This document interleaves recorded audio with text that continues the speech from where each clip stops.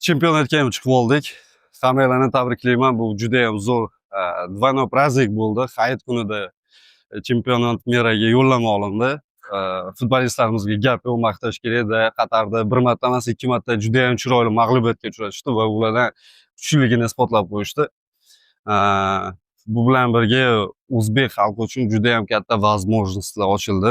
2025-yilda dekabrdan boshlab chempionat meraga, ya'ni Amerika Qo'shma Shtatlariga viza olish boshlanadi. $1000 ozgina ko'proq ekan. Bu ko'pchiligimiz orzu qilib kutib yurgan narsa desam bo'ladi. Bunaqa возможностьni qo'ldan boy bermaslik kerak do'stlar.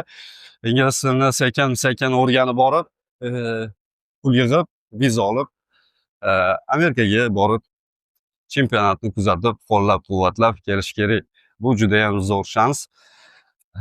Kimni ko'rmay, kim men bilan ishlamasin, bilmasin, mani o'zbek deb hammasi tabriklab, mana shu xursand. Bu juda ham ajoyib tuyg'u. Tabriklashadi. Necha yil уже chiqmadinglar deydi. Bu 30 yildan ko'p. 30 yildan ko'p kutilgan narsa, tasavvur qilyapsizlarmi? Тем более qachon Amerikada bo'lib o'tadigan chempionatda futbolchilarimiz именно o'shanda chempionat meraga yo'llanmani qo'lga kiritishdi do'stlar.